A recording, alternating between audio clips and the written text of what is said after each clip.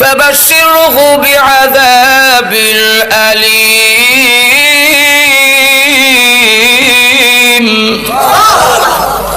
এদেরকে সুসংবাদ দিন আমার আযাব বড় কঠিন আযাব। ওই জেলেকে বললেন মনোযোগ দিয়া যদি শুনতাম, যদি ভালো করে বুঝতাম, বোঝার মতো, তাহলে আজকে জাহান্নামবাসী হইতাম না। قالوا لو كنا نسمع أو نعقل ما كنا في أصحاب السعير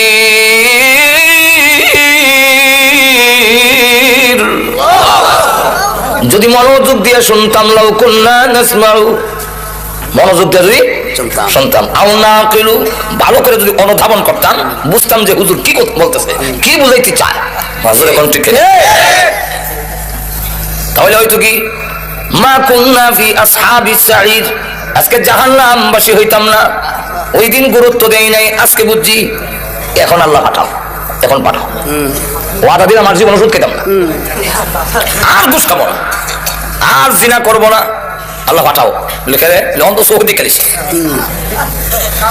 রব্বানা আবসারনা ওয়া সামি'না ফারজি'না না'মাল সালিহান ইন্না মুকিনুন।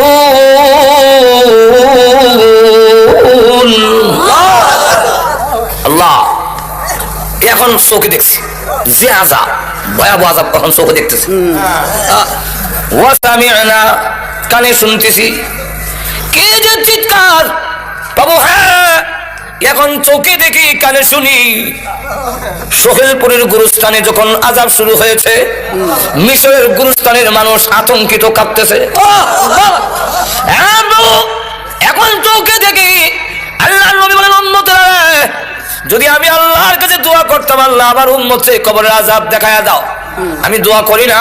কেন করি না জানোস নি? আল্লাহ তাদাফানু, তোমার বাবার লাশ লইয়া তুমি কবরে যাইবা না, মার লাশ লইয়া কবরে যাইবা না। জোরে কোন ঠিক এখন তো বুঝতেছি না, একদিন বুঝবো। আরব দেশের কবরস্থানে যে বিষয়টার উপরে আলোচনা করতে চাই, সেটা হলো যে আমরা আশরাফুল মখলুকাত, সৃষ্টির সেরা মানুষ, যে আল্লাহ এই মানুষ সৃষ্টি করে পৃথিবীতে আমাদেরকে পাঠিয়েছেন একটা উদ্দেশ্যে। যে আল্লাহ কেন আমাদেরকে বানালেন, নিশ্চয়ই